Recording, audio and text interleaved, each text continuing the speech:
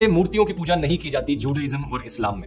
और इसको सुनकर कुछ कंजर्वेटिव मुस्लिम्स, इनफैक्ट कुछ कंजर्वेटिव हिंदूज भी कहते हैं कि क्योंकि हिंदू लोग मूर्तियों की पूजा करते हैं इसलिए मुसलमानों के सामने हिंदूज काफिर हैं। कितनी सच्चाई है इस बात में? अगर आप गहराई से देखो तो हिंदू लोग एक्चुअली में मूर्तियों की पूजा नहीं करते हैं, बल्कि भगवान की पूजा करते हैं मूर्ति के थ्रू।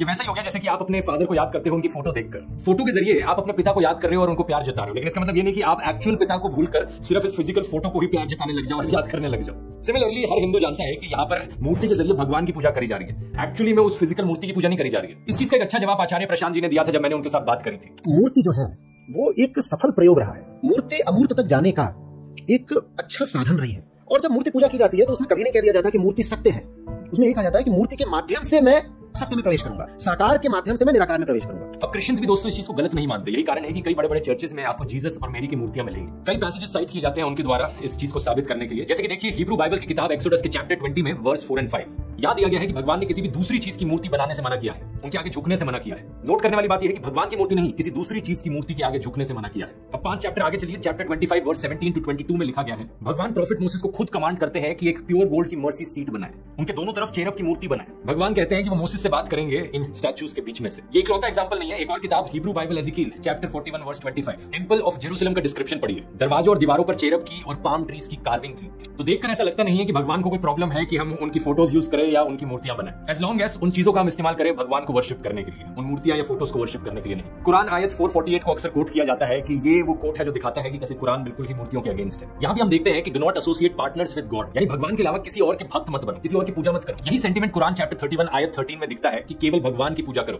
तो ये कहना कि सारे मुस्लिम सारे नॉन मुस्लिम्स को काफिर मानते हैं, ये एक बहुत ही गलत नोशन है। जो लोग नफरत फैलाना चाहते हैं उन लोगों के द्वारा ऐसी चीजें फैलाई जाती हैं। इस्लाम शब्द का मतलब ही होता है सबमिशन बिफोर द गॉड, भगवान के सामने झुकना, और मुस्लिम शब्द का मतलब होता है जो इंसान भगवान के सामने झुकता है। इसलिए एक लिबरल मुस्लिम के पर्सपेक्टिव से कोई भी इंसान जो किसी भी धर्म में मानता है वो एक मुस्लिम है, क्योंकि अपने धर्म में उसने भगवान को जो भी नाम दिया है वो उस भगवान की पूजा कर रहा है और भगवान के सामने झुक रहा है। और ये मेरा कोई पर्सनल ओपिनियन नहीं है, एक्चुअली में ऐसा है। उस समय में भी अरेबिया में बहुत से और धर्म हुआ करते थे। अगर आप कुरान चैप्टर 2 वर्स 62 देखोगे तो उसमें ज्यूज, क्रिश्चियंस और साबियंस को काउंट किया गया है अमंग द बिलीवर्स, ये वो लोग हैं जो भगवान में विश्वास रखते हैं। इसमें मेंशन किया गया है लड़ाई के बारे में, लड़ाई उन लोगों से जो सिर्फ एक मूर्ति को भगवान मानते हैं। करीब 600 AD के अराउंड एक ट्राइब होती थी कुरैश ट्राइब नाम से, ये आज के दिन के सऊदी अरेबिया के रीजन में रहती थी। इनका मानना था कि इनका सेंट्रल भगवान हुबल है, जो एक्चुअली में एक मूर्ति है जो पत्थर से बनी है और जिसका राइट हैंड टूटा हुआ था। कुरैश ट्राइब ने इसके राइट हैंड को एक गोल्डन हैंड से रिप्लेस कर दिया था, सोने के बने हाथ से।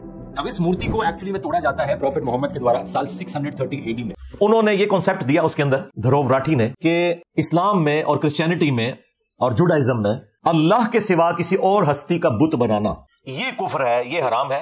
हाँ, खुदा का अगर बुत बनाया जाए तो ये जायज है।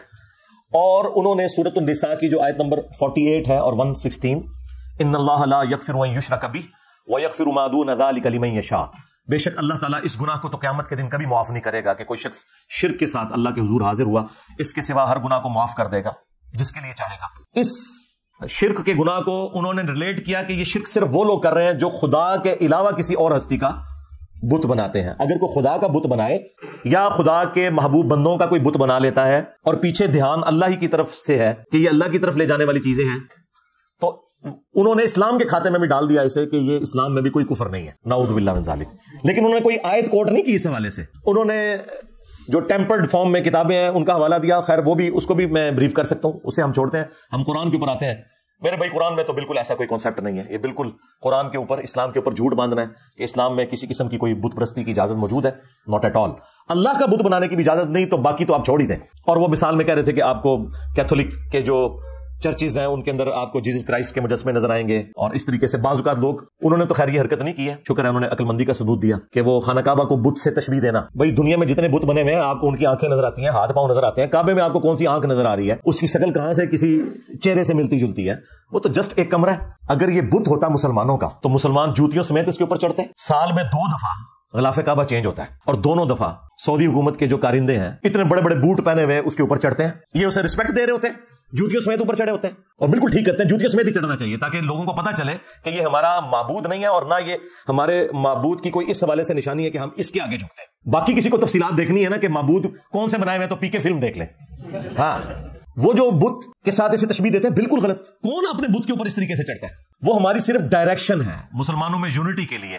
2 यूनिटी के सिंबल है मुसलमानों के, एक अरेबिक लैंग्वेज, کہ ہماری جتنی بھی عبادات ہیں وہ عربی کے اندر ہے، تاکہ کوئی چائنا کا مسلمان ہو یا رشیا کا مسلمان ہو یا کوئی امریکن مسلم ہو یا سب کانٹیننٹ کا مسلمان ہو، جب وہ جا کے کعبے میں کھڑا ہو یا دنیا میں کہیں بھی کھڑا ہو اور سورۃ الفاتحہ کی قرات شروع ہو تو اسے یہ نہ لگے کہ یہ جو آگے کھڑا ہے یہ کسی اور دین کا ماننے والا ہے اور میں کسی اور دین کا ماننے والا ہوں، یا یہ دین تو ایک ہے، یہ کسی اور جو ہے وہ نسل سے تعلق رکھنے والا ہے، کسی اور تہذیب سے تعلق رکھنے والا ہے، نہیں، وہ سب کے سب ایک جیسے لگتے ہیں۔ یہ اسلام کی یونٹی کے سمبل ہیں دو، عربک لینگویج اور قبلہ، جو ہماری ڈائریکشن ہے ہم اسے قبلہ کہتے ہیں۔ سورۃ البقرہ میں پارہ نمبر جو 2 ہے اس کے سٹارٹ کے 2 رکوع پورے کے پورے اسی کے اوپر آئے ہوئے ہیں۔ میں سلام پیش کرتا ہوں دھروو راٹھی کو کہ اس نے شکر الحمدللہ جو غلطی بڑے بڑے کرسچن فلاسفرز کرتے تھے مسلمانوں کے خلاف، وہ چونکہ بدنیتی کے اوپر کر رہے ہوتے تھے، یہ بندہ بدنیت نہیں تھا اس لیے اس نے یہ ذلیل حرکت نہیں کی ہے۔ اور کئی کرسچنز کے پادری، کئی ہندوؤں کے پنڈت وہ کعبے کو تشبیہ دیتے ہیں وہ اپنے بنائے ہوئے بتوں کے ساتھ، یہ حرکت اس نے نہیں اس پوری ویڈیو میں کی، اس کے اوپر میں ایسے سلوٹ کرتا ہوں۔ یہ انتہائی ذلیل حرکت ہے، جھوٹ باندھنا ہے مسلمانوں کے اوپر۔ مسلمان کسی قسم کی بھی بت پرستی کو جائز نہیں سمجھتے۔ اب رہ گیا جو مسلمان جا کے قبروں کے آگے جھکتے ہیں، تو ان کی بھی اگر آپ اوریجنل تعلیمات پڑھیں تو ان کے اندر بھی ایسی کوئی بات موجود نہیں، یہ صرف جہالت کے اوپر مبنی ہے۔ کوئی بھی اس کی اجازت نہیں دیتا کہ آپ کسی مرے ہوئے بندے کی قبر پہ جا کے تو اسے سجدہ کرنا شروع کر دیں یا اس کے سامنے حد رکوع جھکنا شروع کر دیں، یہ بالکل اسلام کے اندر حرام ہے، اور اگر عبادت کی نیت سے ہوا تو یہ کفر و شرک ہے، سیدھی سی بات ہے۔ بت کا کوئی کانسیپٹ اسلام کے اندر موجود نہیں ہے، خدا کا بھی بت نہیں بنایا جا سکتا، کوئی اسٹیچو نہیں بنایا جا سکتا۔ لہٰذا وہ جو اس ویڈیو میں کہہ رہے تھے کہ جس طرح آپ اپنے باپ کی تصویر رکھتے ہیں نا، آپ اس تصویر کے پیچھے جو ہستی ہے اس سے اپنی عقیدت کا اظہار کر رہے ہوتے ہیں، اس تصویر سے آپ کا لینا دینا کوئی نہیں ہوتا۔ اس طریقے سے انہوں نے کہا کہ یہ جو ہم بھگوان کا بت بناتے ہیں یا مختلف اسٹیچو دنیا میں ایگزسٹ کرتے ہیں، تو ان اسٹیچوز کا مقصد بھگوان کی یاد تازہ کرنا ہوتا ہے، نہ کہ ان اسٹیچوز کو ہم بھگوان سمجھتے ہیں۔ میرے بھائی آپ اسٹیچوز بنا ہی نہیں سکتے۔ ڈاکٹر ذاکر نائک نے تو پوری ایک ویڈیو تفصیلی ریکارڈ کروائی، سملیرٹیز بٹوین ہندوازم اینڈ اسلام، اس میں انہوں نے ہندوؤں کی کتابوں سے بھی ثابت کیا ہے کہ وہاں بھی خدا کا کوئی اسٹیچو بنانا، کوئی تصویر بنانا، کوئی بت بنانا، کوئی اس طرح کا سمبل بنانا حرام ہے۔ اور قرآن حکیم میں تو اللہ تعالیٰ نے ایک آیت میں واضح کر دیا، لیس کمثلہ شیء وہو السمیع البصیر، اللہ کی مثل کوئی شے ہے ہی نہیں ہے اور وہی سننے والا اور دیکھنے والا ہے۔ جب اللہ تعالیٰ کی کوئی مثال بیان ہی نہیں ہو سکتی تو اس کا اسٹیچو نہیں بنایا جا سکتا، ورنہ تو ہمارے پیغمبر خود بناتے ہیں۔ ہمارے پیغمبر نے تو جب فتح مکہ ہوئی تو حضرت ابراہیم علیہ السلام کی تصویریں بھی بنی ہوئی تھی کعبے کی دیوار کے اوپر، بعض مسلمان ریلیکٹنٹ ہوئے کہ ہم ان تصویروں کو کیسے مٹائیں، تو نبی علیہ السلام نے اپنے مبارک ہاتھوں سے مٹائیں وہ اپنے جد امجد کی تصویر۔ یہی وجہ ہے کہ ہمارے پروفٹ کی کوئی تصویر دنیا میں نہیں ہے، حالانکہ تصویریں اس وقت بھی بنائی جاتی تھیں، لیکن کسی نے جرت نہیں کی کہ ایک تصویر بنا کے رکھ لیں، نہیں، کیونکہ بت پرستی اسی سے داخل ہوتی ہے۔ سورہ نوح کے اندر جو 4 بتوں کا ذکر آیا ہے نا، جو قوم نوح پوجا کرتی تھی، اور جب قوم نوح ان بتوں کو پوج رہی ہے تو اس کا مطلب ہے کہ حضرت نوح علیہ السلام سے پہلے سے یہ بت پرستی کا سلسلہ شروع ہوا ہے، اور اس کی تفصیل قرآن میں تو نہیں آئی ہے، صرف بتوں کے نام آئے ہیں، لیکن صحیح بخاری کے اندر اس کی تفصیل موجود ہے کہ بیسیکلی یہ حضرت نوح علیہ السلام سے پہلے ان کی قوم کے اندر اللہ کے نیک بندے ہوا کرتے تھے۔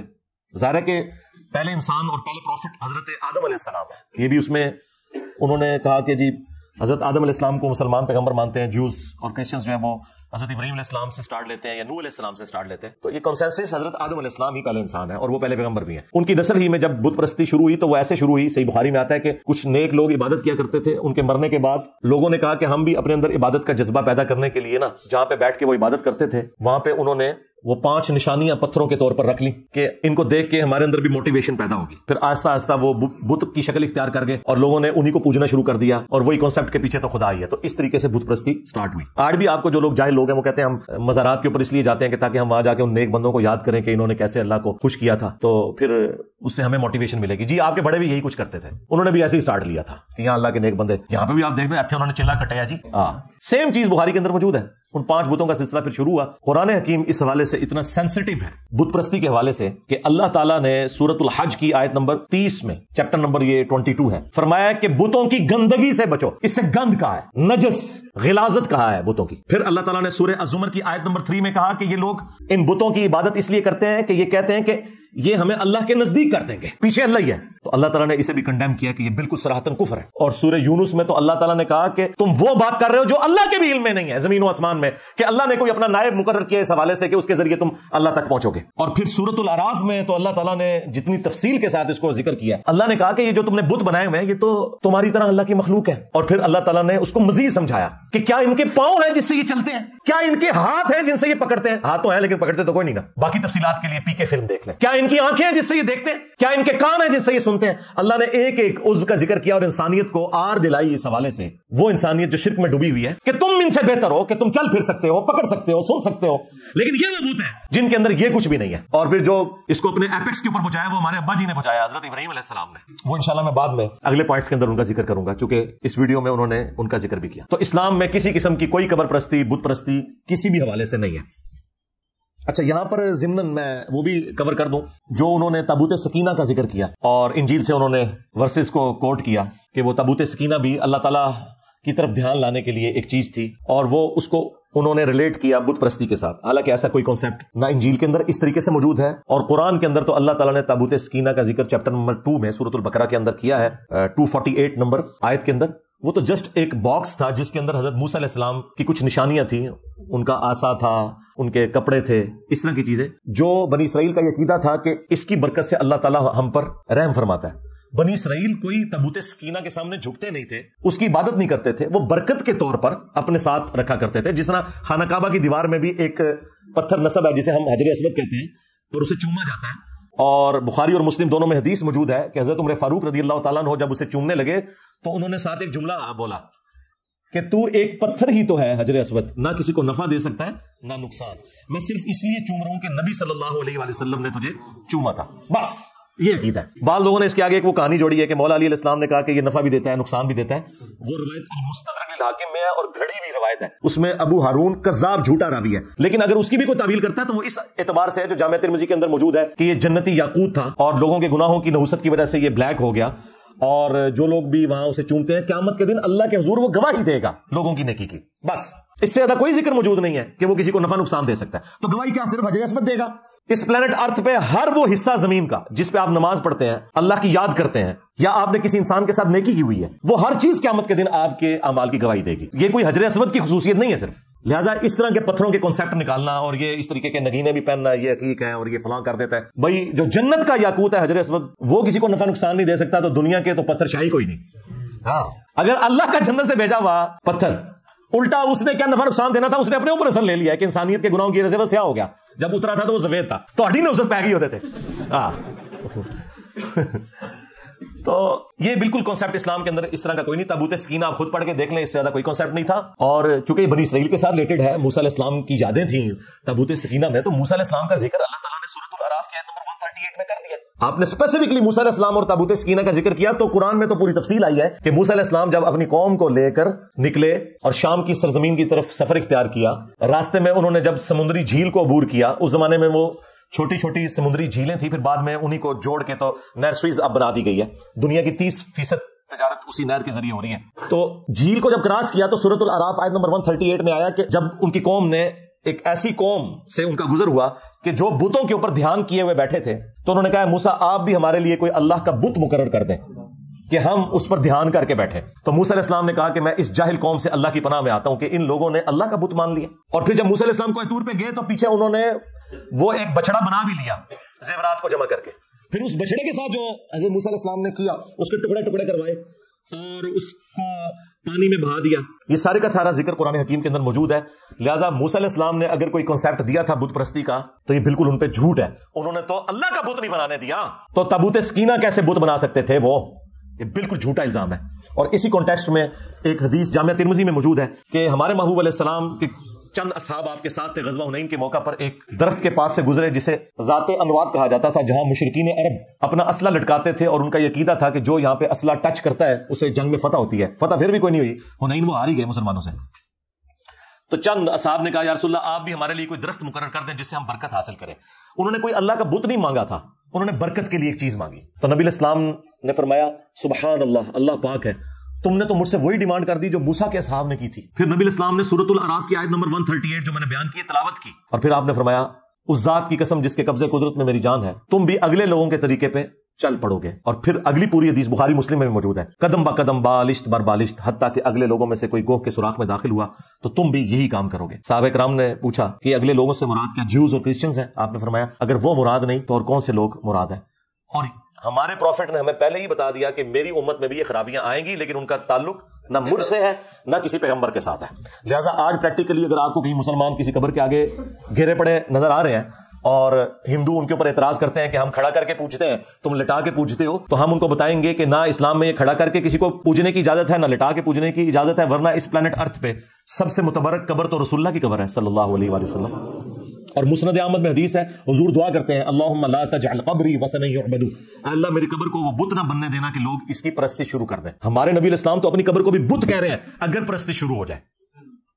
وہ قبر مبارک جو ہمارے ماں باپ اولاد سب سے بڑھ کر ہمیں محبوب بھی ہے، اور اس قبر کی حاضری ہر مسلمان کے دل کی خواہش بھی ہے۔ بخاری مسلم دونوں میں حدیث ہے، نبی علیہ السلام کے آخری دن چل رہے تھے اور حضور صلی اللہ علیہ وآلہ وسلم تکلیف کی وجہ سے اپنے چہرے انور سے چادر ہٹاتے اور پاس پانی کا ایک برتن تھا، اس سے ہاتھ گیلا کر کے اپنے چہرے پر مل کے اپنے بخار کی شدت کو ٹھنڈا کرتے اور ساتھ ساتھ فرماتے لعن اللہ الیہود والنصارى، اللہ کی لعنت ہو یہود و نصارہ پر، اتخذوا قبور انبیائہم مساجدا،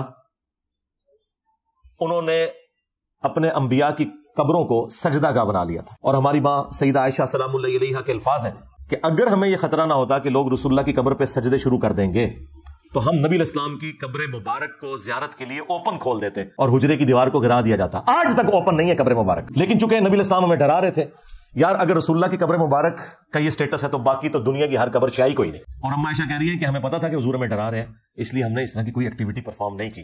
صحیح مسلم میں حدیث ہے، جندب رضی اللہ تعالیٰ عنہ کہتے ہیں حضور نے اپنی وفات سے 5 دن پہلے یہ فرمایا تھا، دیکھنا اگلے لوگوں میں سے جب کوئی نیک آدمی فوت ہو جاتا تھا تو لوگ اس کی قبر پہ سجدے شروع کر دیتے تھے، تم میرے ساتھ ایسا معاملہ نہ کرنا، میں تمہیں اللہ کا خوف دلاتا ہوں۔ پھر بخاری اور مسلم دونوں میں یہ حدیث موجود ہے، ہماری 3 مائیں یعنی نبی علیہ السلام کی 3 بیویاں سیدہ ام سلمہ، ام حبیبہ اور سیدہ عائشہ رضی اللہ عنہن اجمعین وعلیہم السلام اجمعین، حضور کے پاس بیٹھی ہوئی تھی، ظاہر ہے حضور کے آخری دن چل رہے تھے، تو ام سلمہ اور ام حبیبہ جو سینئر صحابیات میں سے ہیں، انہوں نے ہجرت حبشہ بھی کی ہے، ہجرت مدینہ سے بھی جو بہتر ہجرت تھی، اس وقت یہ اپنے خاوندوں کے عقد میں تھی، اس وقت جو ان کے خاوند تھے تو ان کے ساتھ انہوں نے ہجرت کی۔ تو وہ ذکر کرتی ہیں کہ جب ہم وہاں گئے تھے تو ہم نے ماریا نام کا ایک گرجا دیکھا تھا حبشہ میں، تو نبی علیہ السلام کے آخری دن چل رہے ہیں اور آپ تکلیف میں آپ فوراً اٹینٹو ہو گئے اور آپ نے کہا یہی تو ان میں خرابی تھی، کیونکہ انہوں نے ساتھ ذکر کیا کہ ہم نے وہاں کچھ تصویریں بھی لٹکی ہوئی دیکھی تھی اس گرجے کے اندر۔ آپ علیہ السلام نے فرمایا یہی تو ان میں خرابی تھی کہ یہود و نصارہ میں جب کوئی نیک آدمی فوت ہو جاتا تھا یا پیغمبر تو اس کی قبر پہ تصویریں لٹکا لیتے تھے، پھر آہستہ آہستہ وہاں پہ سجدے شروع کر دیتے تھے۔ قیامت کے دن یہ لوگ بدترین مخلوق بنا کے اللہ کے حضور اٹھائے جائیں گے۔ جناب اسلام میں تو پیغمبروں کا کوئی بت نہیں تو باب شاہی کوئی نہیں، ہاں اگر پیغمبروں کا بت نہیں ہے تو اللہ تعالیٰ کے بت کے بارے میں تو کوئی سوچے بھی نہ۔ لہٰذا بت پرستی خواہ خدا کا بت بنایا جائے یا کسی پیغمبر کا، اسلام میں ٹوٹلی یہ کفر ہے۔ یہ کانسیپٹ میں نے کلیئر کر دیا الحمدللہ۔